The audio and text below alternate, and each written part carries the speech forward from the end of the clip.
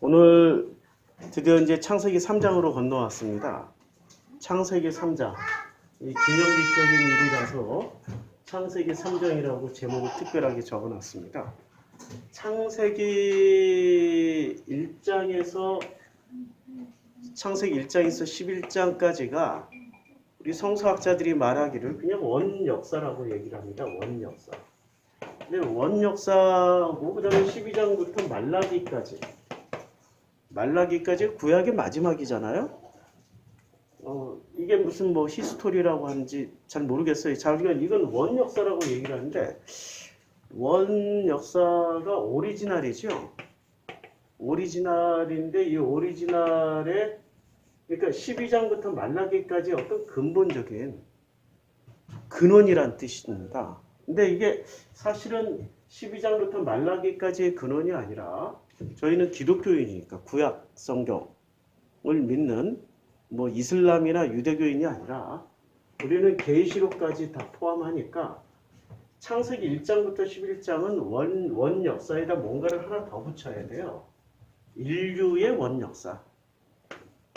인류의 과거에 어떻게 살았고 또 앞으로 어떻게 될 것인가에 대한 모든 데이터베이스를 만들어서 우리들에게 넘겨주신 그 정보가 창세기 1장부터 11장까지예요. 그래서 창세기 1장부터 11장까지가 제가 59년 성경을 읽은 그리고 교회 다닌 그 결론은 가장 중요하다. 이걸 알아야 마태복음부터 계시록까지 말씀하셨던 신약 성경을 통해서 말씀하시고자 했던 하나님의 뜻을 알게 됩니다. 이게 굉장히 중요한 사건이라고요. 이 안에는 창세기 1장이 하나의 독립된 장, 창세기 2장도 하나의 독립된 장. 독립이라는 것은 창세기 1장만 가지고도 성경을 쓰면은 몇십 권, 몇백 권을 쓸 수 있는 엄청난 분량입니다. 몇천 권, 이 창세기 2장만 가지고도 몇천 권, 몇만 권의 책을 써도 다 쓰지 못할 정도의 엄청난 내용이 이 안에 다 담겨져 있어요. 그래서 1장, 2장 하는데 3년 걸렸어요. 오늘 152번째잖아요. 그러니까 1년에 52주잖아. 그러니까 3년 걸렸어, 3년. 창세기 1장에서 2장 넘어오는데 3년 걸렸다. 아무도 안 놀래. 1장만 가지고도 1년, 2장만 가지고도 1년 이렇게 또 아니고 1, 2장 합쳐서 지금 3년. 그리고 창세기 3장도 독립장이에요. 그러니까 제가 그림을 다시 그릴게요. 이게 굉장히 중요한 내용이라 지금 창세기 1장부터 11장, 12장부터 그냥 저희는 계시록까지 하자고요. 계시록까지. 근데 창세기 1장부터 11장 사이에 창세기 1장, 2장, 3장은 각각 독립 한 장씩만 떼어놓고 봐도 아주 훌륭한 책이야. 그리고 이것을 분석하고 해석해서 늘려서 쓰면은 이 창세기 1장 하나만 가지고도 도서관 하나를 채울 수 있을 만큼의 책을 쓸 수 있고요. 2장 하나만 가지고도 3장 하나만 가지고도. 그런데 왜 지난 2000년 동안 2000년 역사의 기독교에서 창세기 1, 2, 3장을 뭐라고 폄하를 해버렸냐면 신화다. 신화로 폄하를 해버렸어요. 신화로 폄하를 하니까 신화는 우리가 사실이라고 믿어야 되는 거예요? 사실이 아니라고 믿어야 되는 거예요? 사실이 아닌데 그냥 믿어주는 거야. 이걸 신화라고 그래. 신화라고 폄하를 했어. 누가요? 기독교 신학에서. 그럼 유대교 신학에서는 이걸 뭐라고 얘기를 했을까요? 그냥 읽는 그대로 문자 그대로 믿자요. 문자 그대로 믿자. 그럼 이슬람도 구약 성경을 가지고 있단 말이에요. 이슬람도 창세기 1, 2, 3장을 어떻게 받아들였어요? 똑같아, 문자 그대로. 그리고 이슬람은 하나 더 추가해. 행간을 읽어서 해석하지 마. 그러면 죽어. 무서운 놈들입니다. 행간을 읽고 해석하면 죽어. 그 다음에 유대계는 문자 그대로 읽되 이 문자에서 의미하는 바를 끊임없이 찾아서 끊임없이 여러 가지 책을 썼어요. 탈무드부터 시작해서 미시나 뭐 굉장히 많은 책을 썼어요. 그게 탈무드야. 그러니까 기독교만 이게 창세기 1, 2, 3장 신화로 보는 거예요. 어디가 신앙이 제일 좋아? 그냥 놓고 보면? 아니, 거꾸로 말할게. 어디가 신앙이 제일 후져요? 기독교가 제일 후져. 일단 신앙을 믿어주고 시작해보자. 이렇게 시작을 해버리니까 성경을 성경이라고 부르지 않고 조금 유식한 목사나 신학자들은 성경이라고 부르면 되게 뭐라고 부른다? 뭐라고 불러요? 하나의 책이니까 성서라고 해. 성서야 성서. 이게 책 서자잖아. 경전이 아니고 책이야 그냥. 그러니까 이 기독교인들이 가지고 있는 조합이 안 되는, 앞뒤가 안 맞는 합리성, 논리성, 학문성, 이성과 이 성경이 지금 담고 있는 이 엄청난 양의 정보를 서로 이렇게 매칭을 못 시킨 거예요. 그러니까 지난 2000년 동안 뻘짓만 해놓은 거야. 창세기 1장부터 11장 가지고 이렇게 몇 년 동안 설교하는 사람이 몇이나 되겠어요? 창세기 1장 하나 가지고 하루 설교하고 끝나잖아. 하나님이 천지를 창조하셨습니다. 할렐루야! 아멘! 끝. 근데 그 창조가 나하고 무슨 상관이 있냐고. 이런 건 설명 안 해줘.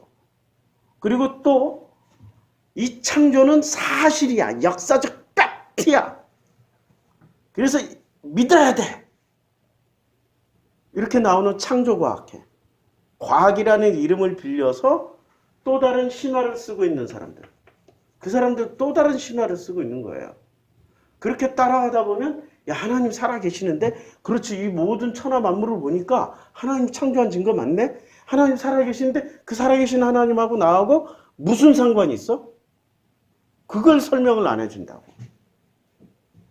그러니까 창세기를 지금 3년째 창세기 1장, 2장 가지고 3년째 성경 공부하면서 제가 이 부분에 중점을 두고 이걸 어떻게 넘어설까를 계속 말씀을 드렸단 말이에요. 그래서 창세기 1, 2, 3장이 각각 독립장으로서 이걸 순서대로 읽을 수도 있지만은 순서를 바꿔서도 읽을 수 있게 돼 있어요. 제가 읽어보니까 창세기 3장이 가장 먼저야. 이게 원래 가장 먼저 있었던 사건이 창세기 3장이야. 제가 읽어보니까. 그래서 창세기 3장에 선악 지식을 먹은 인간이 하나님처럼 되어서 하나님과 대등해지려고 했던 그 사건. 그 사건을 이제 4장을 통해서 이제 창세기 4장부터는 1, 2, 3장을 확대해서 4장부터 시작해서 11장까지 1, 2, 3장을 확대해서 계속 설명해 주는 거예요. 확대해서. 어떻게 이 창세기 3장의 결과로 말미암아 다시 1장으로 돌아가서 2장으로 거듭나는지. 그러니까 창세기 3장이 1번이고 창세기 1장이 2번이고 그 다음에 창세기 2장이 이 세 개 중에서는 1, 2, 3장 중에서는 이게 최종본이다. 최종본이다. 이렇게 저는 이해가 됐고 이렇게 설명을 하고 있습니다. 목사님 순서 바꿔도 돼요? 아니 마태복음, 마가복음, 누가복음, 요한복음 순서 바꿔도 돼요. 마태, 마가, 누가, 요한복음 순서 바꿔도 된다니까. 요한복음이 제일 먼저 나와도 되고 마가복음이 제일 먼저 나와도 돼요. 목사님 그러면 어떤 목적을 두고 순서를 쓴 거 아니에요? 시대순으로 연대순으로 쓴 거 아니에요? 그건 학자들이 얘기를 했어. 마가복음이 제일 먼저 쓰여진 성경이라고. 그러니까 시대순, 연대순으로 쓰여진 게 아니야. 그러니까 내용면에 어떤 부분들을 학자들이 그냥 이렇게 나열을 한 거예요. 그리고 이 나열을 할 때는 처음부터 마태가 앞에 있었고 마가가 뒤에 있었고 누가가 뒤에 있었던 거 아니라고. 처음에는 마태, 마가, 누가, 요한복음이 다 흩어져 있었어요. 이게 서로 합쳐져 있지를 않았다고. 1, 2, 3권으로 무슨 합쳐져 있는 게 아니야. 각각 낙권으로 따로 떨어져 있었는데 이 최초의 성경을, 그러니까 신약 성경을 정경으로 만드는, 이 27권으로 만드는 그 과정에서 그냥 마태복음을 1등으로 하고 그 다음에 마가복음하고 누가복음하고 요한복음 하자 뭐 이렇게 한 거예요. 그냥. 물론 그때 정할 때는 대단한 어떤 노력들을 했겠죠. 그래서 공간복음서라는 공통분모로 마태, 마가, 누가를 하나로 묶었고 요한복음을 제4복음서로 해서 별도로 이렇게 뚝 떨어진 자리에다가 그런 의미에서 제일 복음서 중에 제일 마지막에 배치를 했을 뿐이란 말이에요. 마찬가지로 창세기 1, 2, 3장도 순서가 없어요. 우리는 태초에 모든 것이 창조되는 것부터 시작해야 되는 거 아니에요? 근데 이미 그 창세기 1장 1절을 보면 태초에 하나님이 천지를 창조하시는데 자, 빛이 있으라 하시면서 이제 빛이 생기면서 창조가 시작되잖아요. 그렇죠? 그러니까 태초에 하나님이 천지를 창조하시는데 문제는 3절의 진짜 창조는 1장 3절부터 창조가 되잖아. 빛이 있으라 하면서 빛이 하나님 보시기에 좋았더라. 하나님 빛과 어둠을 나누사 하나님 빛을 낮이라 부르시고 어둠을 밤이라 부르시고. 그러니까 창세기 1장 3절부터 진짜 창조가 시작되잖아요. 그러니까 태초가 시작되잖아. 맞죠?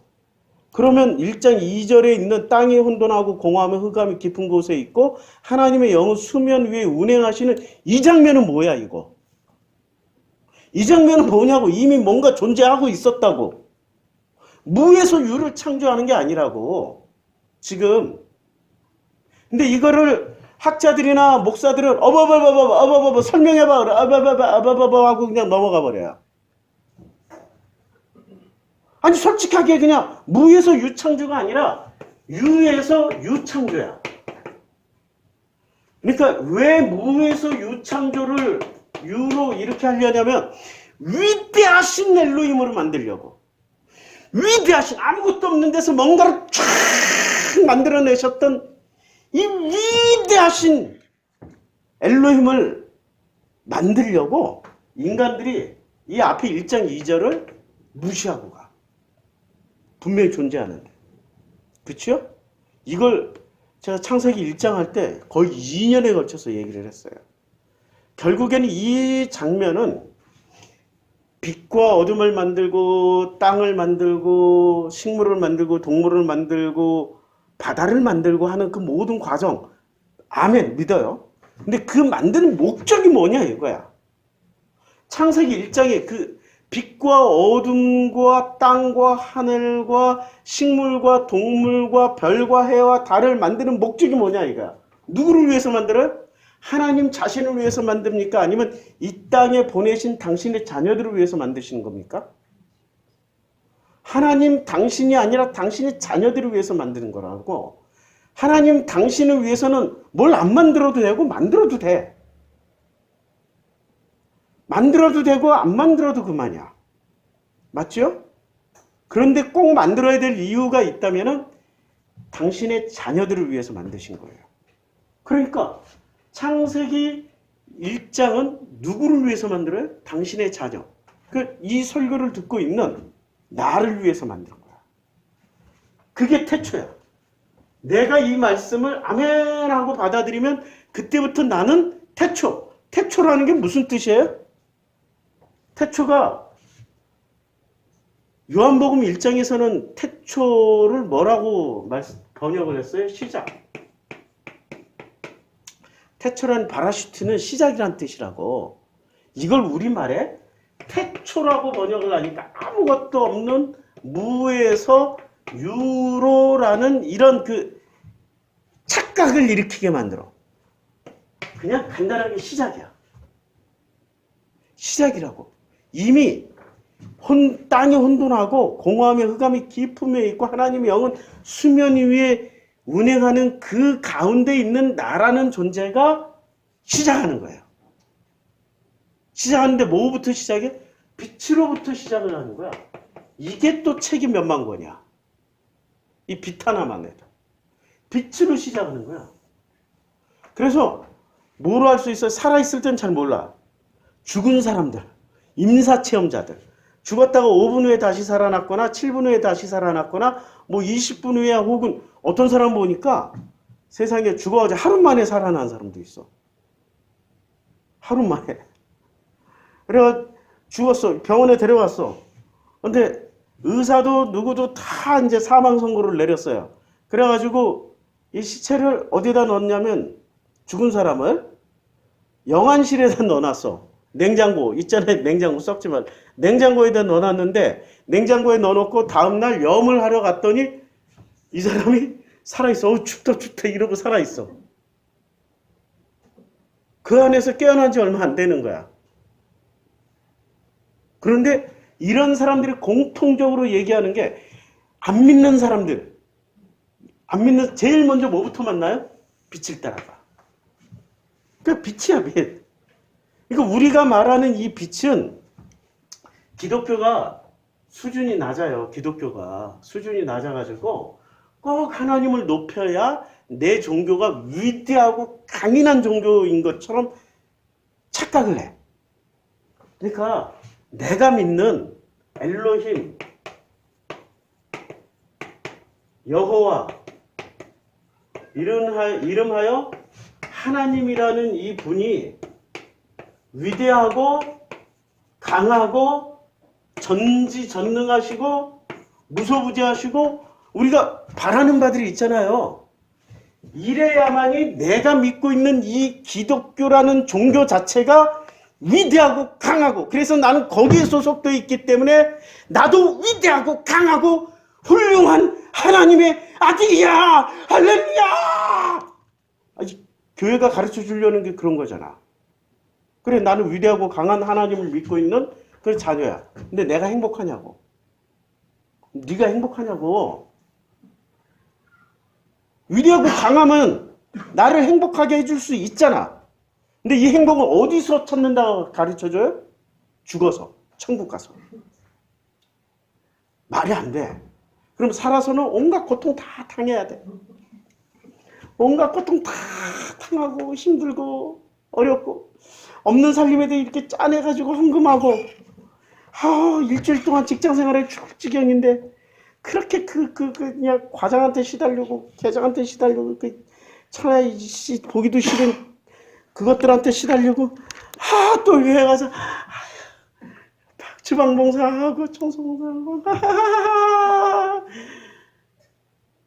이런 척을 하고 와야 돼. 행복하냐고. 내려놓으라고 그냥 내려놓으라고. 우리 교회는 그 자유 맞지? 그러니까 그게 원래 교회는 그런 데야 된다고. 수고하고 무거운 짐 내려놓고 편히 쉬었다 가는 장소가 돼야 되는데 수고하고 무거운 짐을 더 이렇게 떠안아줘. 그럼 뭐가 이상해? 왜? 위대하고 강하시고 전지전능하시고 무소부재하신 이분을 계속 높여드리려면 뭐를 해야 돼요? 눈에 보여 사람들에게 증명을 해줘야 돼. 눈에 보이게. 뭐로 증명해줘? 더 높은 교회, 더 큰 교회, 더 큰 교회. 그래서 바벨탑이잖아. 아니 내가 개척 10년인데 교인 우리 6명, 7명, 8명, 9명. 진영이까지 다 합쳐서 9명이야. 김태형 지사님 빠지니까 지금 10명에서 9명. 교회 개척 10년인데도 아직 10명도 출석 안 하고 있어. 이렇게 얘기하면 목회자들 세계 속에서 뭐라고 생각할까요? 목회자들끼리. 같은 목회.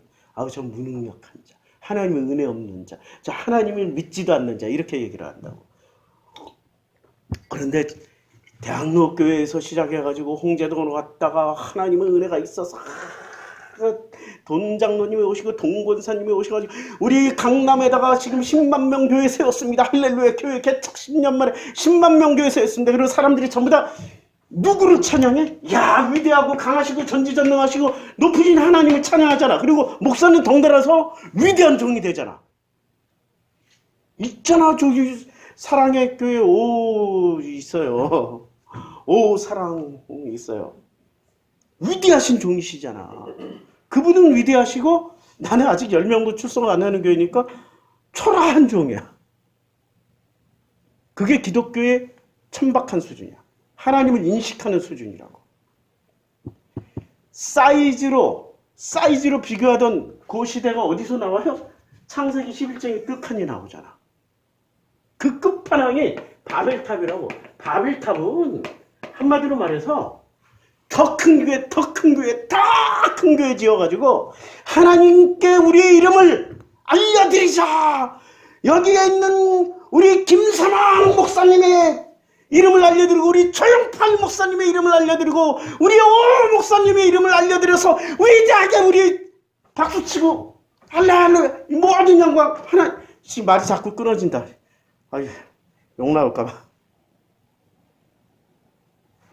기독교가 지금 그 짓 하고 있잖아요. 바벨탑이라니까 그게.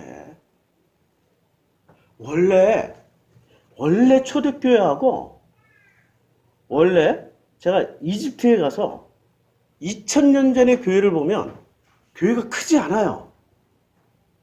교회가 잘해야 100명 정도 수용할 수 있는 교회들밖에 없어. 목사님 그건 이슬람 군대에 의해서 다 무너져서 그런 거 아니에요? 아니야. 원래 교회가 있었고 그 옆에 이슬람이 생긴 거야.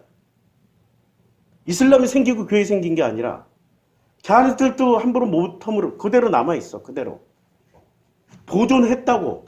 그대로 보존을 했는데 원래 교회 구조가 어떻게 돼 있었냐면 교회 구조를 보고 제가 깨달았어요. 알았어요.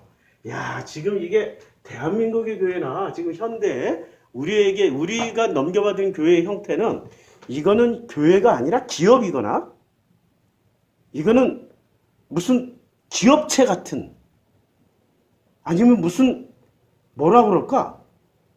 이 다단계 같은 그런 느낌들. 원래 교회가 어떻게 되냐면 전 세계 어느 교회나 종교 집단은 네팔 가서 힌두교 사원이나 아니면은 그 이집트의 올드타운에 있는 교회나 에티오피아나 2000년 역사를 가진 그 교회들을 보면 아르메니아나 조지아나 교회가 어떻게 되냐면 여기 교회가 있어요. 그리고 교회를 중심으로 동네가 하나 이렇게 형성이 돼. 동네가 하나 형성돼요. 그리고 여기에 학교도 있고 그 다음에 뭐 병원도 있고 여러 가지 시장도 있고 뭐 이런 기능이 있을 거 아니에요. 동네가 하나 형성이 돼요. 그 다음에 또 동네가 하나 형성되면은 여기에 또 교회가 하나 있어요. 똑같이 계속 복사해서 나가는 거야. 복사 이렇게 해서 하다 보니까 네팔의 구조는 벌꿀집 형태, 오각형의 형태로 딱 돼 있어. 이게 오각형인가 육각형인가? 육각형 형태.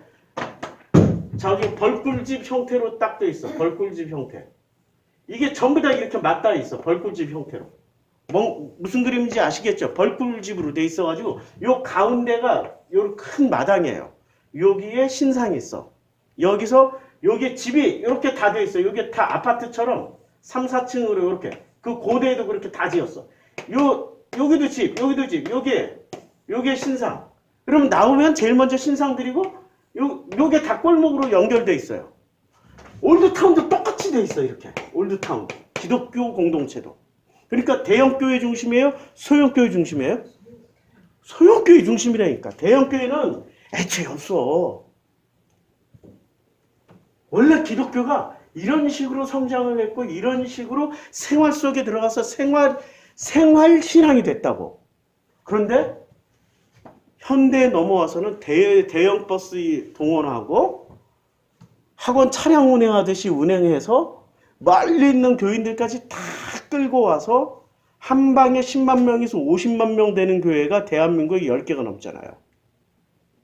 이게 비정상이야. 그게 바벨탑이야. 그게 어떻게 생활신앙이 돼? 생활 속에서 신앙생활을 할 수 있는 단위가 돼야 되거든. 신앙생활이라는 건 기본적으로 생활이라고. 무슨 신앙? 생활과 신앙이 결합된 형태라고요. 힌두교가 대표적으로 이 힌두교는 힌두교는 자기네 사원 보셨어요? 힌두교 사원? 저는 힌두교 사원을 어디서 봤냐면 아프리카에서 봤어요. 아프리카에 그 인도 사람들 많이 모여 사는 데는 힌두교 사원이 있어요. 정작 인도에 가서 힌두교 사원을 찾아보려니까 잘 찾아지지가 않아. 이 사람들은 사원조차도 없어. 인도 땅에는. 있겠지. 내가 못 봐서 그런 거지. 있겠지. 근데 거의 없다. 이슬람도 잔지바르 같은 데는, 제가 잔지바르, 아프리카 이슬람, 그 다음에 그 터키, 이란, 이런 또 어디 이집트 이런 데 이슬람을 다녀왔는데, 이슬람도요 자기네 사원 크게 안 지어요. 대형화된 거는 불가. 그 터키에 가면 되게 큰 아야소피아 옆에 되게 큰 사원이 있잖아요. 아야소피아의 견줄만큼 우리도 이런 거 지을 수 있어 해가지고 지은 거지. 대개는 어디 있냐면 동네 똑같아. 동네 이 동네 안에 조그만 기도처 하나가 있어. 그리고 이 기도처에 평상시 기도할 사람들이 기도하고, 이슬람은 여기서 아야 하고 이제 뭐가 울려요. 알라 하고 울리면은 하루에 5번. 이러면 자기 있는 자리에서 어떻게 해? 담요 깔고 메카를 향해서 그냥 이렇게 기도해. 성전 중심이 아니라 이 사람들의 힌두교나 이슬람은 왜 강대하게 지금까지 살아남고 인도 전 대륙을 힌두교로 평정해버렸고, 이슬람도 그 안에서 지금 20%나 살아남았어요. 목사님 20%뭐 별거 아닌 것 같은, 인구가 14억이야. 14억이 20%면은 벌써 3억이야, 3억. 대단한 숫자예요. 우리나라 지금 기독교인 500만이 안 돼, 이제. 3억 대 500만. 게임이 안 된다니까? 이집트의 기독교인이 지금 20%란 말이야. 10% 잡아. 그냥 10% 잡아도 1억에 10%는 1000만 명. 우리나라보다 더블이 많아요. 이 사람들은 어떻게 살아남았을까? 생활로 살아남은 거야. 생활로. 그러니까 우리 교회에 와서 배워야 될 건 뭘 배워가냐면 충성, 봉사, 헌신, 이걸 배우는 게 아니라 생활을 배워가야 돼. 내 생활 속에서 어떻게 여호와가 현실의 신이잖아. 여호와랑 내가 동행하면서 살아갈 수 있는지, 어떻게 내가 살아가는 삶의 현장에서 일어나는 일들을 어떻게 재해석을 해서 이게 하나님의 섬기심인지, 아니면 이게 내가 진짜 수고하고 무거운 짐을 지고 어거지로 살아가는 건지를 해석하면 돼. 구분할 줄 알면 된다. 이게 생활신앙이야. 그러니까 보통 교회 가서 제가 이제 부목사 생활 오래 했잖아요. 부목사 생활 오래 하고 기존 목회. 그러니까 기존 목회를 87년부터 해가지고 97년도까지 했으니까 10년 동안 했잖아. 그리고 97년부터 2003년도까지는 서울신학교 교목실에 있었고, 10년 동안 제가 또 목회 안 하다가 선교사 생활 또 한 4년 하고 다양한 생활을 했다. 기간 목회도 했지, 목회로 치면 기간 목회 했지, 선교사 했지, 뭐 기존 목회 했지, 지금 특수 목회하고 있잖아. 이 목회를 다 종합해 보면은 학교에서는 신앙상담 학생들 엄청 많이 찾아와요. 또 기존 목회할 때도 신앙상담 엄청 찾아와요. 전부 상담하는 내용이 자기 생활 속에서 나오는 얘기들이지, 생활하고 뚝 떨어지고 나는 하나님을 위해서 순교하고 싶은데 어디 순교지 없나, 이런 거 질문 안 해. 이런 거 질문하면 난 바로 대답해줘. 아프가니스탄 가, 아프가니스탄. 바로 대답해준다니까. 어떻게 들어가? 그냥 알아서 들어가. 그리고 내가 보냈다고 절대 얘기하지 마. 그런 거 질문 안 해. 뭘 질문하냐면, 아니 남편이 저 지랄인데 어떻게 살아요? 마누라가 저런데 어떻게 살아요? 애들이 이런데 어떻게 살아요? 직장은 다녀야 돼요? 말아야 돼요? 전부 그런 질문이야. 무슨 질문? 생활 질문. 교회에서 그러니까 가르쳐주는 거야, 안 가르쳐주는 거야? 안 가르쳐주니까 그냥 부목사 또 여전도사님 신방 다니면서 내가 신앙 상담하는 게 뭐 예수 잘 믿고 어떻게 뭐 이런 얘기가 아니라 전부 생활 얘기하는 거예요. 맞죠? 카톨릭도 마찬가지야. 고해성사 한다고 찾아가. 근데 고해성사 한다고 찾아가가지고 주로 죄가 뚝 떨어져가지고 생활하고 뚝 떨어져서 지은 죄 있으면 얘기를 하려고 해도 할 게 없어. 전부 다 죄는 전부 다 어디 밀착형이야? 생활 밀착형이야. 생활 밀착형이라고. 창세기 1장, 2장, 3장에 그러니까 전부 다 무슨 얘기예요? 창세기 1, 2, 3장이 지금 3장 들어가기 전에 개론하는 거예요. 창세기 3장이 무슨 얘기겠냐고. 생활 얘기야. 우리가 살아가는 생활 얘기할 거라고. 창세기 1장도 생활 얘기, 2장도 생활 얘기, 3장도 생활 얘기, 4장도 생활 얘기야. 우리가 살아가는 삶의 현장에 벌어지는 그런 일들, 나하고의 그 관계 속에서 벌어지고 있는 일들에 대한 이야기란 말이에요. 이걸 뚝 떨어뜨려가지고 영적인 거, 거룩한 거, 그딴 거 없어. 그럼 너부터 한번 영적이고 거룩해봐라, 이 목사야. 거룩한 척 하지. 거룩한 척 해. 더 해. 그냥 끝까지 하다가 바닥을 한번 드러내봐. 그게 얼마나 힘든 얘기인지. 그게 얼마나 이중적. 그러니까 주일 예배 다 끝나고 진짜 경건한 목사들, 주님 감사합니다. 오늘도 예배 잘 드리게 해주셔서 감사합니다. 그런데 왜 이렇게 허무하고 공허하지? 허무하고 공허하다. 끝까지 참자. 그냥 테니스나 치러 갈까? 탁구나 치러 갈까? 이런 사람들은 건강한 사람들이고, 술이나 한잔하지 뭐. 이런 사람들은 솔직한 사람들이고, 이야, 드디어 한 건 했다, 야. 아니, 강남에 김 목사, 이 목사. 야, 강남에 거기 있잖아. 거기 그 조용하고, 소문 안 나는데. 그런 데로 가. 이게 지금 현실이란 말이에요. 현실.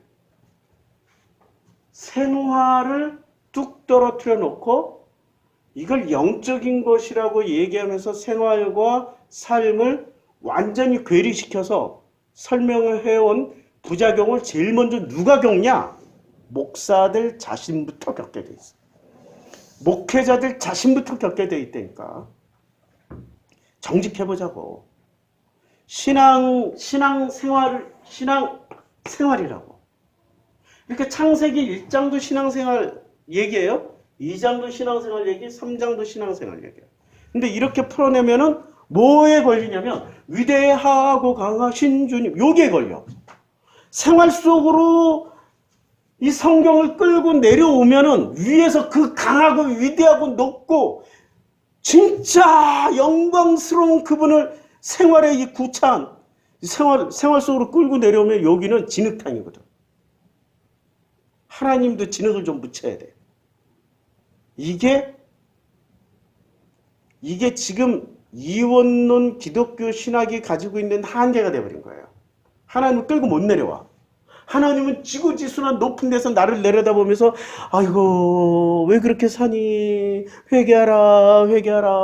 회개해야 천국 간다. 이렇게만 가르쳐야 위대하신 신으로 남아있는 거야. 아니라니까? 아버지야. 자, 이분이 아버지시면, 하나님이 아버지시면 우리가 전부 다 엄마 아버지잖아. 내 자식을 진짜 잘 사는 미국이나 이런 데로 유학 보낸 게 아니라 돈 좀 아끼려고 저 필리핀이나 아프리카로 보냈어. 그러면은 내가 편하게 잠을 잘 수 있을까? 내 몸은 대한민국에 있어도 내 아들, 딸들이 있는 필리핀이나 아프리카 가 있다고 내 마음은 노심초사. 잘 밥은 먹었니?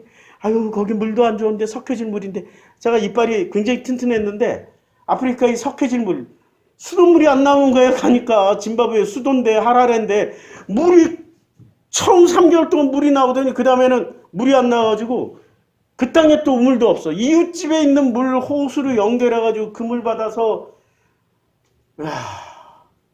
세상에 흑인들하고 나하고 같이 사는데 물이 한 3년 동안 물이 안 나온다고 생각해. 수돗물이. 근데 변기는 전부 다 백인들이니까 수세식 병기야. 어떤 일이 벌어져요? 싼데 또 싸고 싼데 또 싸고 나중에 앉지를 못해.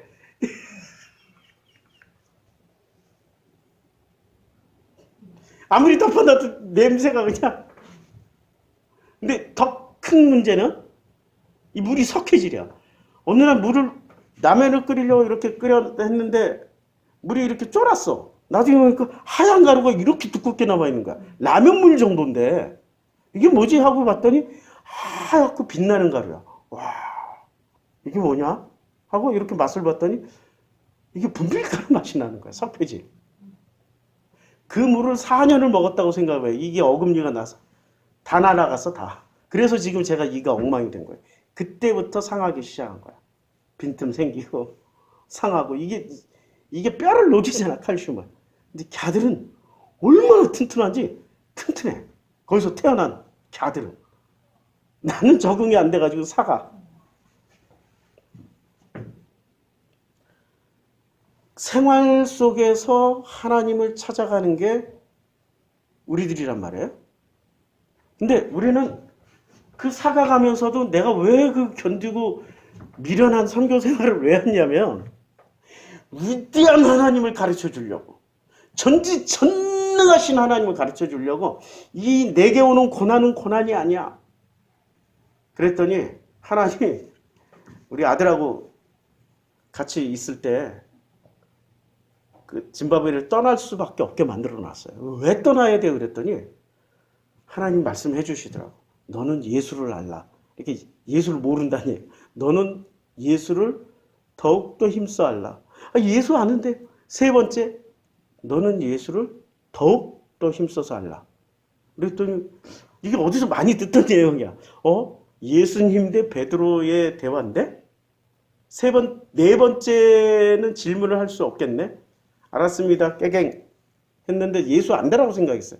그러니까 예수 하니까 목회했지, 선교 사로 나왔지. 그것도 자비량으로 나와서 집 다 팔아서 자비량으로 다. 그런데 막상 진짜 이슬람 지역 원시 기독교, 2000년 역사를 가진 원시 기독교 지역을 다니면서 보니까 내가 예수를 모르고 있었더라고요. 내가 알고 있는 예수는 예수가 아니야. 내가 알고 있는 예수는 기독교라는 단체가 만들어준 예수 상을 알고 있는 거야. 성경에 나와 있는 진짜 예수는 모르고 있었어. 이해가 돼요? 제가 신앙생활을 그때까지만 해도 40대 중반이었으니까 40년 넘게 신앙생활을 했는데도 불구하고 예수 안다라고 생각하고 믿고 있었는데, 신학도 했지, 누구보다도 공부 잘해서 4년 장학생들 했지, 게다가 교목실에 있었지, 학생들 가르쳤지, 누구보다도 예수를 잘한다고 자부했는데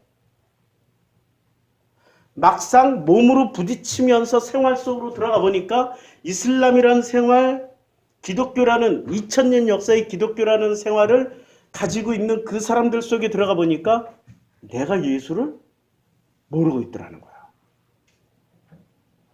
기독교가 만들어준 위대하고 강하고 훌륭하신 예수만 알고 있었지, 진짜 삶 속에서 나와 동행하시는 예수는 전혀 모르고 있었어. 배운 바가 없어. 신학에서 그런 거 안 가르쳐줘. 신학에서는 딱 하나, 독일 신학의 지찐 레벤 해가지고 삶의 자리, 지찐 레벤. 그러니까 제가 독일어를 못 써서 그래요. 독일어를. 삶의 자리라는 거. 요거 하나는 배웠어. 근데 이게 삶의 자리일 뿐이지 이게 신앙생활하고 어떻게 연결되는지 몰라. 근데 예수를 알고 나니까 자동적으로 창세기 1장도 2장도 3장도 4장도 전부 무슨 얘기? 내 삶의 얘기야. 나라는 인간의 삶의 얘기라고. 위대하고 강하시고 높으신 하나님 얘기가 아니라 나란 인간의 얘기라고. 이게 신앙생활. 우리가 반드시 알아야 될 신앙생활 얘기예요. 이제 이게 개론입니다. 이제 3장. 그런데 그러면 이 뱀은 어디서 나타난 거야? 동산이잖아. 특별한 구역의 삶의 자리예요, 지금.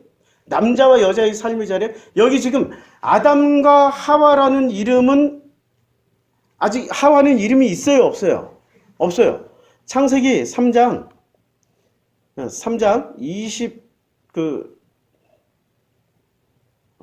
20절에 보면 아담이 그의 아내의 이름을 하와라고 불렀습니다. 그러니까 창세기 3장 20절에 나가야 이름이 있는 거예요. 하와라고. 그러니까 아담은 본래 그냥 아담이야. 아담은 무슨 뜻이냐면 우리나라 말로 인간, 일본어로 닌겐. 제가 닌겐이라고 부르는 사람들은 전부 다 닌겐 수준이야. 근데 아담 수준이 따로 있는 거예요. 아담 수준. 이거는 좀 달라요. 남자하고 아담은 좀 달라요. 아담 수준이야. 그러니까 아직 여자가 이름을 받기 전이야. 근데 이게 삶의 자리야. 어떤 삶의 자리였어요? 창세기 2장에서의 삶의 자리였는데 창세기 3장이 먼저라고 그랬지. 먼저. 창세기 3장이 먼저예요?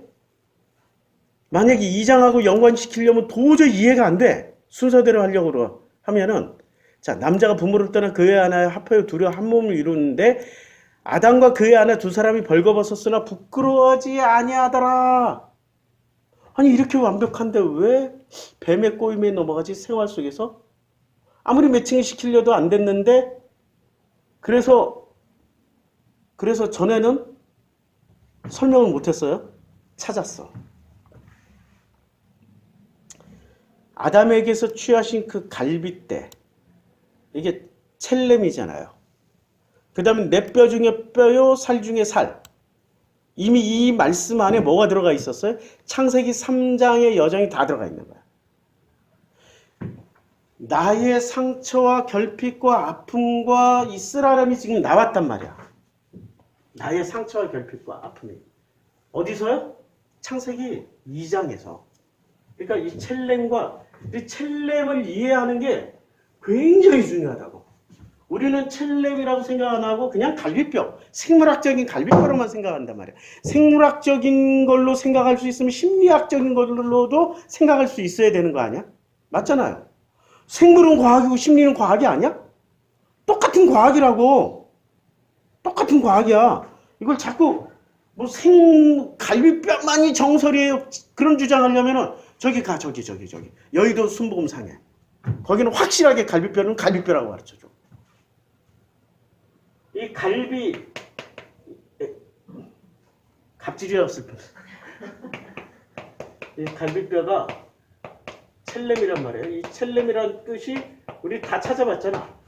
그러니까 내 안에 있는 어두움, 상처, 결핍. 그러니까 이 상처와 결핍으로 만들어진 존재가 지금 아담이에요, 여자예요? 여자. 그러니까 아담은 어떤 존재야? 아담은 그냥 하나님이 흙으로 직접 만들어버렸어. 이렇게 상처와 결핍이 있긴 있는데 어떻게 돼? 내 뼈 속에 지금 이 23절 이는 내 뼈 중에 뼈요 살 중에 살이라. 그러니까 이 장면은 지가 경험했으니까 나온 거 아니에요? 자, 이 첼렘이 있고 그 다음에 옛잼이 뭐라고요? 요게 뼈. 그 다음에 바사르가 살. 그러면 아담은 어떻게 살았어? 이 첼렘, 어둠을 뼈처럼 다져서 단단하게 된 내 삶의 현장. 살이라는 게 삶의 현장이잖아. 이 바사르라는 게 뭐냐면 히브리어에는 바사르 하나가 나오는데 이걸 구분을 해요. 헬라어에서는. 뭐라고 구분을? 소마하고 갑자기 생각이 안 난다. 고깃덩어리. 사르크스. 아유 감사합니다. 역시 전도사님이 계시니까. 소마는 굉장히 거룩한. 그래서 예수가 부활하신 후에 그 몸 자체가 소마야. 그러니까 벽을 이렇게 통과해. 무리를 걸으시고 그거 소마야. 근데 이게 사르크스는 그게 안 돼. 사르크스는 그냥 고깃덩어리야. 푸주간이 걸려있는 고깃덩어리. 내 몸이 살아있으면 사르크스, 죽으면 고깃덩어리 살아있어서 움직이면 사르크스, 죽어 있으면 고기 덩어리 사르크스. 똑같은 본질 사르크스야 그냥. 이게 바사르라는 뜻이에요. 바사르. 그러니까 신령한 몸은 히브리어에 없어. 그러니까 이 바사르가 내가 내 상처와 결핍이 나라는 삶, 바사르. 그러니까 나라는 삶 가운데서 다져지고 다져져서 이것이 노래가 되는 거야. 이거 하나님의 은혜구나. 이게 하나님의 은혜구나. 이렇게 되는 거예요. 그래서 이러므로 남자가 부모를 떠나 그의 아내와 이게 이제 둘이 한 몸이 되는 게 생활 속에서 한 몸이 되는 거야. 요걸 이해하고 넘어가야 돼요. 아담과 그의 아내가 두 사람이 벌거벗었으나 부끄럽지 아니한 거야. 자기 상처를 이렇게 끌어안고 자기 상처를 직면해도 부끄럽지 아니해. 이해가 되죠? 자기 상처를 직면해도 우리 상처 없는 사람은 어디 있어? 겉으로는 다 이렇게 상처 없이 우아하게 보여도 상처 있잖아. 심지어는 대통령이나 권력이나 영부인이나 권력 가져도 상처 있잖아. 뭐로 할 수 있어요? 뜯어고치잖아. 자존감이 높은 사람은 이거 안 뜯어고쳐. 하나님 주신 건데 왜?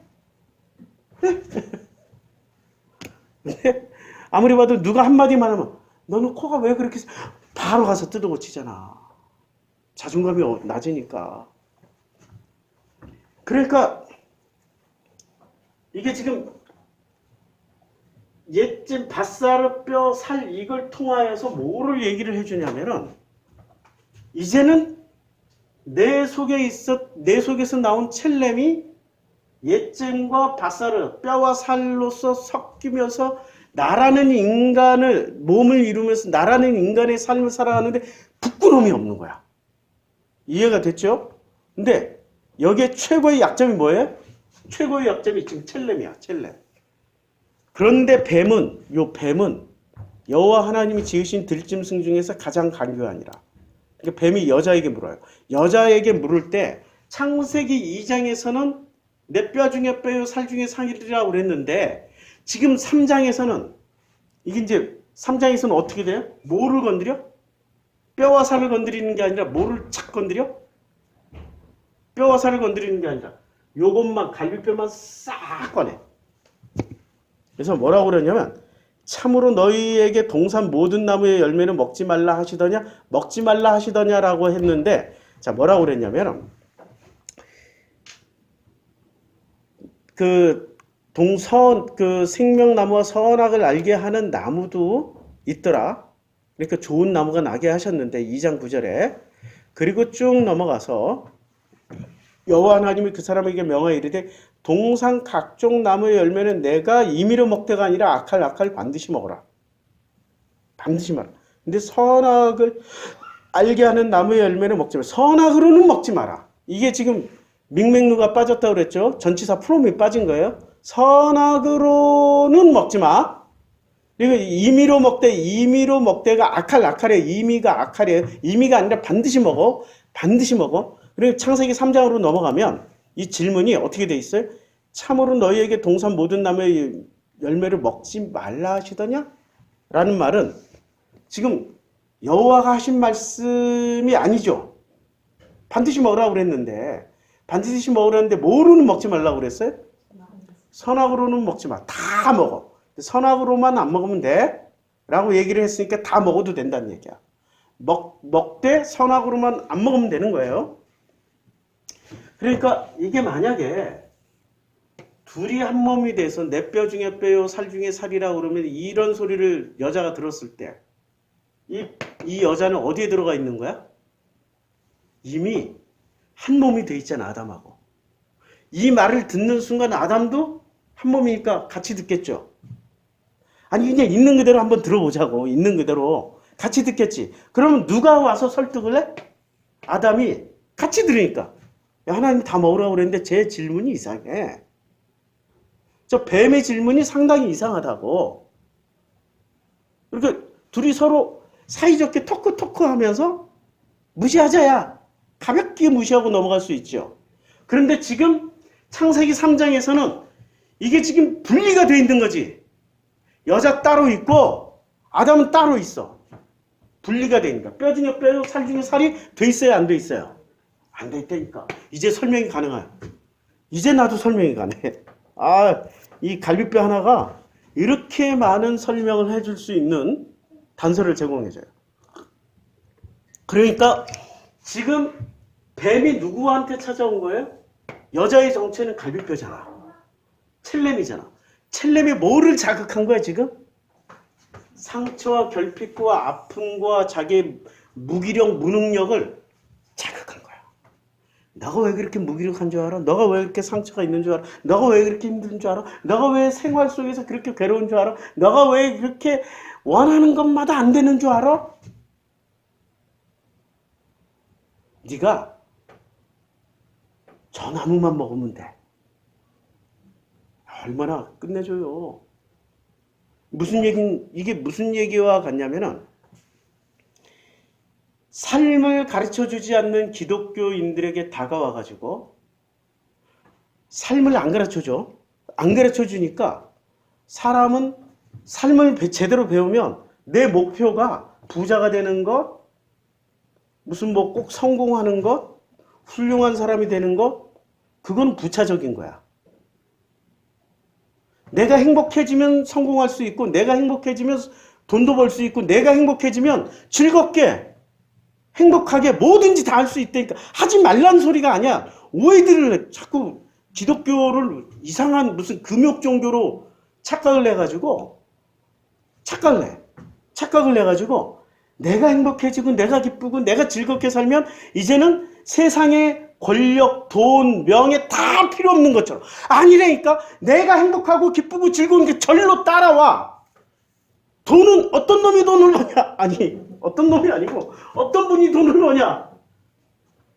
돈을 따라다니는 사람이 돈을 벌어요? 아니면 돈이 따라다니는 사람에게 돈이 붙어요? 주체가 누구냐 이거야. 돈만 봐도 돈이 왜 돈이에요? 돌고 돈다 해서. 돌고 도느라 돌고 도느니 인생. 이게 돈이야. 우리말의 돈의 뜻은 돌고 돈다. 돈다 해서 돈이야. 아시겠어요? 그러면 이 돈이 어떻게 되겠냐면 지금 이 설교는 명품 설교입니다. 이제까지 했던 축복 설교하고 다른 설교라니까. 이제까지 축복 설교는 충성, 헌신, 봉사, 헌금 많이 하면은 하나님이 나를 기쁘게 갸륵하게 여겨주셔서 축복을 쏟아 부어주실 것이라고 가르쳐줬잖아. 부에 가면은 이제 부흥사에게 옷도 해줘야 되고 뭐 목사님 차도 사줘야 되고 교회 건축원금도 해야 되고 그렇게 하면은 복 주신다고 가르쳐줬잖아. 이 도둑놈의 담 넘어온 자들아. 니들이 담 넘어온 자들이야. 니들이 바로 훔치고 빼앗고 죽이려고 하는 자들이라고. 그렇게 안 가르쳐줘도 되거든. 나라는 존재가 있어. 이게 나야, 나. 근데 내 주변으로는 뭐가 돌고 있냐면 돈도 돌고 명예도 돌고 그 다음에 성공도 돌고 축복도 돌아. 또 필요한 것도 뭐가 있어요? 돈, 명예, 축복. 이게 다 돌아. 그런데 얘들이 다 눈이 있고 귀가 있고 판단하는 능력이 있어요. 명예도 그렇고 성공도 그렇고. 이게 만약에 명예나 성공이나 줄놈한테 줘야지. 이게 엉뚱한 놈한테 주면은 애기한테 면도칼 준 거야. 무슨 짓을 해? 사람 죽이고 빼앗고 훔치고 엉뚱한 짓을 해요. 엉뚱한 짓을. 권력을 누구한테 잘못 주면은 나라를 망하게 한다니까. 그래서 얘들도 아무에게나 안 가. 누구한테 가? 누구한테 이게 정착을 하고 싶어. 얘들도 막 돌다가 정착하고 싶다니까. 누구한테 정착해? 교회에서는 안 가르쳐 주잖아. 교회에서는 어떻게 가르쳐 줘요? 충성, 헌신, 봉사. 죽도록 열심히 내서 하나님을 섬기는 자에게 간다라고 가르쳐 주잖아. 아니니까 하나님은 누구를 섬겨요? 내가 하나님 섬겨요? 하나님이 나를 섬겨요? 나를 섬기는 목적이 뭐야? 목적을 이루면 돼. 하나님이 나를 섬기는 목적이 뭐야? 행복. 내가 행복하면 돼. 내가 우리 진영이한테 지금 없지만 내가 한 1,000억쯤 있어. 돈은 지금 없어. 1,000억쯤 있어. 근데 이 진영이한테 다 주고 싶은데 지금 나이 줄 수 있어요? 지금 주면 안 돼. 언제 줘야 돼? 얘가 사리 분별이 분명하고 돈이 뭔지, 그 다음 내 돈을 누가 훔쳐먹을 건지, 이 돈 때문에 내가 불행해질 건지 행복해질 건지를 정확하게 판단할 때 그때 주면 되잖아요. 명예도 내가 줄 수 있어. 1,000억쯤 있으니까. 근데 언제 줘야 돼? 그 명예를 잘못 가졌다가 한없이 땅으로 떨어질 수가 있어. 근데 그 명예를 지킬 수 있는 수준이 될 때 주는 거야. 진짜 아버지라면. 근데 가짜 아버지는 언제 줘? 꼭 망할 시점에. 야, 너 됐다. 야, 너 얼굴이 그렇게 잘생겼으니까 너 얼굴이 잘생겼다. 와, 너는 이스라엘의 왕이 해라. 그래가지고 왕관을 이렇게 씌워주려고 했잖아. 기름 부어주려고 누가? 사무엘이. 사무엘이 인격이 후져. 신앙은 좋은데 인격이 후지되니까 잘못 배웠어. 누구한테? 엘리야한테 잘못 배운 거야. 그러니까 지 아들들이 다 후져. 그러니까 보는 눈이 후져. 그러니까 하나님이 수업! 하고 말리시죠. 야, 아니다. 너는 외모로 사람을 취하지만 나는 사람의 중심을 봐. 걔는 중심이 글러먹었어. 스톱시키잖아. 사무엘상 16장에 나와요. 그러니까 하나님은 누구한테 줘요? 아무한테나 안 준다니까. 고만한 자격이 돼야 줘. 근데 그 자격이 뭐냐면 내가 행복하고 기쁘고 즐겁게 이 세상을 안정되게 모든 걸 사립한, 그러니까 뱀처럼 어떻게 선하게 있어서도 선악도 뱀처럼 지혜롭게. 뱀처럼 지혜롭게. 이거 예수가 얘기했잖아. 뱀처럼 지혜롭게 사리분별하면서 내가 행복하고 즐겁고 기쁘고 선악도 뱀처럼 지혜롭게 비둘기처럼 순결하게 딱 구분할 수 있을 정도가 되면 돈도 명예도 성공도 축복도 다 와. 근데 이걸 이 순서대로 안 하고 축복을 위해서 성공을 위해서 명예를 위해서 돈을 위해서 우리 조영팔 목사님 하루에 8시간 기도하셨잖아요. 8시간. 8시간 기도하면 이 선악 이거는 하나님이 주신 순서고 거꾸로 나라는 인간이 나라니까 돈과 명예와 성공과 축복과 여기 그 교회 성장 이 다 들어가 있다고. 교회 성장하면은 성공 축복 명 동에 다 들어가 있잖아. 교회 성장을 위해서 그냥 주구장창 주여 주시옵소서 그러면 성경을 내가 찾아서 읽어드릴게요. 성경을 찾아서 읽어드리는데 마태복음 4장에 보면 이런 내용이 나옵니다. 또 그를 데리고 지극히 높은 산으로 가서 천하만국과 그 영광, 천하만국. 그러니까 이 세상 지금 누가 통치하고 있어요? 하나님이 통치하고 있어요. 누가 선악 지식이 통치하고 있죠. 선악 지식이 통치하고 있어요. 왜요? 아니 선악 지식을 따먹고 지들이 하나님처럼 되려고 갑질하려고. 그러니까 이 세상의 갑질을 누가 해? 선악 지식. 하나님은 이렇게 내어 맡겼어. 왜냐면 선악 지식에도 순기능이 있고 역기능이 있으니까. 선악에도 순기능, 역기능이 있다고. 이걸 배우려고 우리는 지금 이 지구라는 땅에 와 있어. 목사님 이 지구라는 땅을 그럼 우리가 죽고 떠나면 그 다음에 어디로 가요? 여기서 잘 배워야 그 다음에 하나님이 뜻하시는 그 다음 코스로 가. 힌두교나 불교는 윤회한다고 그러지 윤회가 아니라 다음 코스로 간다니까. 그게 어디 있어? 온 우주에 가득해. 지금 이 지구라는 기득권자들이 지구에 살고 있는 기득권자들이 우주에는 생명체가 없다라고 거짓말을 해요. 그럼 구라가 어디 있어?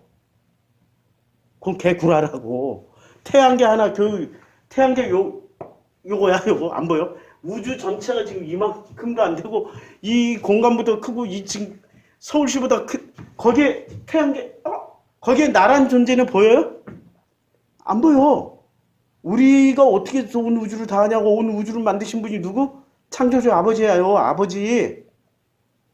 그 다음 코스로 우리를 가게 해주셔. 믿어지시는 분만 잘 따라오시면 돼요. 천국이 최종 코스가 아니야.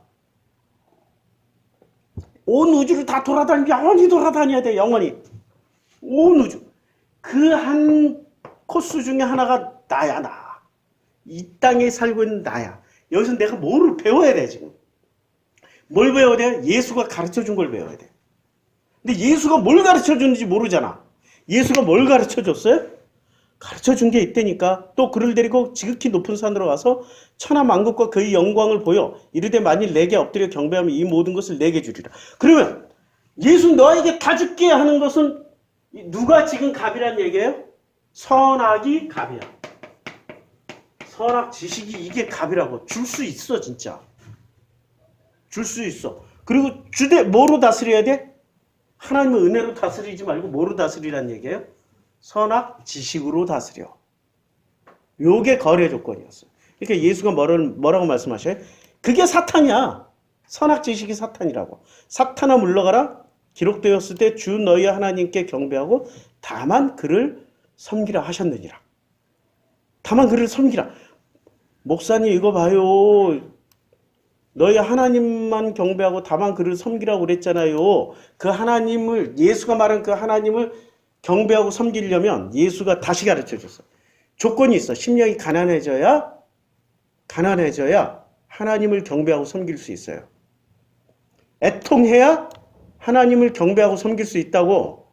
마음이 온유해야 하나님을 경배하고 섬길 수 있다고. 의에 줄이고 목말라야 하나님을 경배하고 섬길 수 있다고. 긍휼히 여기야 하나님을 경배하고 섬길 수 있고, 마음이 청결해야 하나님을 경배하고 섬길 수 있어요. 아니 하나님 봐야 하나님 경배하고 섬길 수 있을 거 아니야. 그러니까 예수가 다 가르쳐 줬다니까. 그러니까 이 선악 지식 거꾸로 내가 이걸 쫓아가는 순간부터 나는 하나님의 섬기심으로 이걸 자동으로 받는 게 아니라 내가 쫓아다니면서 교회 성장, 성공, 명예, 돈, 축복을 쫓아다니면서 내가 계속 노력을 써. 공든탑을 쌓는다고. 교회 와서 충성, 봉사, 헌신, 헌금하는 게 전부 공든탑 쌓는 거 아니야? 그게 바벨탑이라고. 하지마. 좀 하지마. 우리 교회는 해야 돼. 워낙에 조직이 없으니까. 기본적으로 오늘 내가 하다가 과로사 할 뻔했어. 아침에 일찍 와가지고 우리 김태훈 집사님이 하신 일이 되게 많더라고. 근데 일이 이제 손에 익으니까 설렁설렁 쉽게 하는데 나는 지금 1년 만에, 2년 만에 하는 김태훈 집사님이 하시니까 내가 놨거든.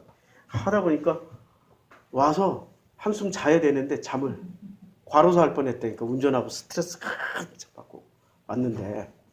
자, 그러니까 나는 어떻게 해야 돼요? 하나님의 섬기심으로 하나님이 주실 때 받으면 되는데 내가 이걸 쫓아다녀.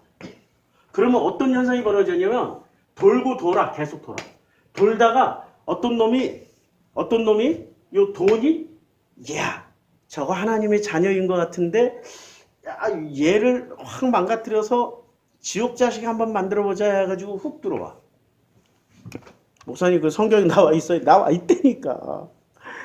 성경에 보면 없는 얘기가 없어. 다 있어. 열왕기상 22장에 보면 아람과 이스라엘 사이에 전쟁이 없이 3년을 지냈더니 유다의 여호사밧 왕이 이스라엘 왕에게 가서 아합에게 갔어요. 야, 아합에게 길랏 라못은 본래 우리의 것인데 아람의 왕의 손에서 도로 찾지 아니하고 그 땅 그대로 내버려 두는 게 안 된다. 우리 연합작전을 쓰자. 남유다와 북이스라엘이 연합을 해서 길랏 라못을 빼앗자. 길랏 라못을 와서 빼앗자. 뭐 이런 얘기예요. 근데 여호사밧이 그렇게 하려면은 여호와의 말씀이 어떠한지 좀 물어보자야. 여호와의 말씀이 어떠한지 좀 물어보고 나서 결정하자. 여기까지 이해가 됐죠. 그랬더니 아합 왕이, 여기는 계속 이스라엘 왕이라고 나왔어요. 아합이라고 안 나오고. 왜냐하면 이스라엘을 대표하는 왕으로서 지금 하고 있는 거야. 아합 개인이 아니에요. 어떤지 물어보소서 했더니 아합이 선지자 400명쯤 모으고 그들에게 그 예언을 시켜요. 내가 길랏 라못에 가서 싸우랴 말랴. 근데 그 400명이 남성 400명이 합창단 들어봤어요? 없어요. 근데 이 사람들은 지금 밥 먹고 뭐를 해? 밥 먹고 400명이 모여서 서로 이게 뭔가 그 거룩한 송을 불러. 노래. 하든지 옴마니 밤메 옴마 하든지. 자우지가 이 400명이 모여가지고 그것도 에봇을 입고 화려한 보색이 참 400명이 줄을 서가지고 그걸 내가 얼마나 웅장하고 또 남성의 중점으로 하고 나오면은 아니 이게 환장한다니까. 근데 여기다 또 솥불에다가 각종 구슬을 넣어. 이렇게 서로들 흔들어 찰랑찰랑 400명이 흔들어대는 이 찰랑찰랑 소리와 합창하는 400명의 남성 중점의 합창 소리 통해 가지고 이제 결론을 냈어. 그들이 제사를 드리고 난 예언을 하는 거야. 이르되 올라가소서 주께서 그 성읍을 왕의 손에 넘기실 겁니다 했더니 여호사밧이 미심쩍은 거야. 저것들 궁중 예언가인데 저것들 맨날 왕이 원하는 것만 해주는 놈들인데 진짜 긴지 아닌지를 자기가 듣고 싶은 거야.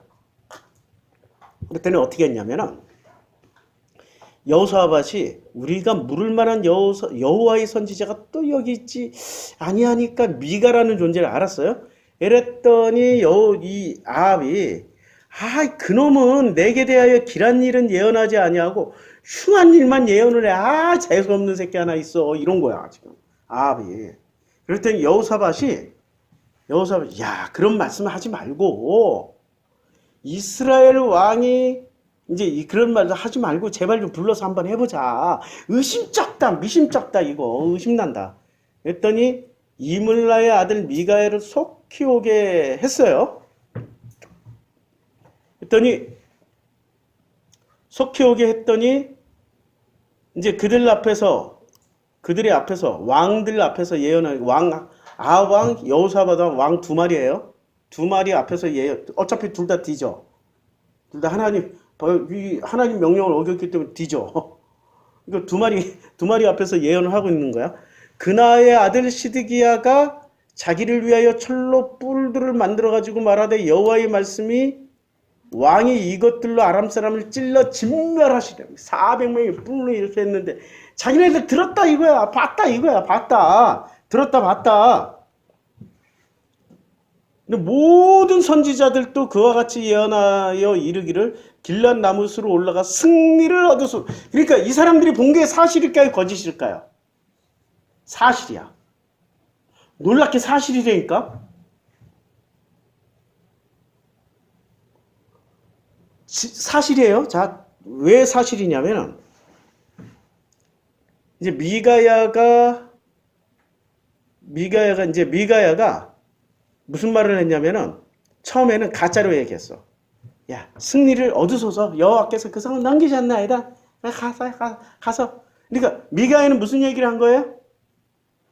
승리할 거야. 가서 뭐를 해? 요 돌다가 승리도 여기 있네. 빙빙 도는 것 중에 승리도 여기 있어. 승리 나쁜 놈이 있어. 이 승리. 우리 한국사의 승리. 정말 감옥 좀 가야 돼. 이 승리가 있어요. 이 승리가 어떻게 훅 들어와서 누구를 죽이려고? 아합을 죽이려고 그런다고. 가서 승리하소서. 하나님이 하신 승리 줄 거야. 가소서. 미가야 잃어버린 거야. 왜? 아합이 가서 뒤져야 되니까. 자, 일단이 왕이 그에게 이르되 이제 아합이 내게 맹세하여야 내가 여호와 이름으로 진실한 것을 내게 말하기. 진실을 좀 얘기해봐. 막 이런 거야. 그랬더니 미가야가 본 것을 제대로 얘기를 하기 시작해요. 19절부터. 미가야가 이르되 그런즉 왕은 여호와의 말씀을 들으소서. 내가 보니. 이제 미가야가 본 걸 얘기하는 거야. 이미 오기 전에 다 봤어. 오기 전에 다 봤어요. 여호와께서 그의 보좌에 앉으셨고 하늘의 만군이에요. 천사가 될 수도 있고 마귀도 될 수 있고 만군이에요. 그러니까 이 하늘이라고 하는 것을 우리는 이해를 잘해야 돼요. 또 다른 세계가 있어. 좌우지간. 그게 무슨 영적인 세계가 아니야. 현실 세계야. 여기서 현실을 배우고 삶을 배우고 가지 못하면 지금 여호와께서 계시는 지금 만군을 소집한 이 삶의 현장도 이해를 할 수가 없어. 여기서 현실을 배우라고. 창세기 1, 2, 장, 이제 3장이 현실 제대로 나오는 장이거든. 자, 여호와께서 말씀을 하셔요. 야, 누가 좀 아합을 꿰어가지고 그를 길르앗 라못에 전쟁하러 올라가서 죽게 할 거. 꼬신다는 얘기야. 그러니까 지금 망군 중에는 선아기도 있을 거 아니야. 선아기가 이렇게 계속 돌다가 지금 승리의 목이 말라있는 쑥 내려와. 승리가 쑥 내려가면 아합은 어떻게 돼요? 뒤져. 그러니까 죽이려고 이렇게 내려온다니까. 요 선아기들은 살리려고 내려오는 게 아니라 목적이 뭐예요? 죽이려고. 아주 고통스럽게 만들려고. 자, 누가 죽게 할 거 하시니 하나는 이렇게 하겠다고 또 망군들 중에 하나는 저렇게 하겠다고 막 서로 지들끼리 얘기를 하다가 한 영이 나와서, 이게 영이 아니에요. 그냥 하나의 그 호흡이에요. 이게 전부 다 지금 서구 신학이 다 배려놨어. 근데 하나의 어떤 존재가 나와가지고 여호와 앞에 서서 말하되 내가 그를 꿰겠나이다. 꿰다라는 얘기야. 꼭 꿰겠나이다. 우리말에 꿰겠나이다가 그러니까 거짓말을 해서라도 좌우지간 가먼이설이라도 여하튼 거짓말이라도 요놈은 홀라당 유혹에 넘어가게 하겠나이다. 이런 얘기예요. 여호와께서 그 영에게 이르시되 어떻게 하겠느냐 했더니 이르되 내가 나가서 거짓말하는 영이 되어서 뭐가 돼요? 거짓말하는 영이 되어서 그의 모든 선지자들의 입에 있겠나이다. 그러니까 400명의 선지자가 본 게 사실이에요? 거짓이에요? 사실이니까. 근데 본 건 사실인데 내용물은 가짜야. 이게 그래. 내가 구하면 이건 본 거는 사실이야. 근데 이게 내려오는 목적이 하나님이 나에게 허락하시는 목적하고 달라. 하나님이 나에게 주실 때는 뭐라고 허락을 해주셔요? 살리고 잘되고 행복하고 기쁘고 즐겁고 잘 살라고 주시는 건데 이 선악이 지금 꿰는 것들이 나에게 내려올 때는 목적이 뭐예요? 죽이려고. 훔치고 빼앗고 죽이려고. 담 넘은 자들이라니까. 여호와께서 이르시되 너는 꿰겠고 또 이르리라 나가서 그리하라. 이야, 이 놀라운 장면이 있습니다. 창세기 이제 3장으로 다시. 그래서 참으로 너희에게 동산 모든 나무의 열매는 먹지 말라 하시더냐. 요게 지금 정체가 뭐예요? 요 뱀이?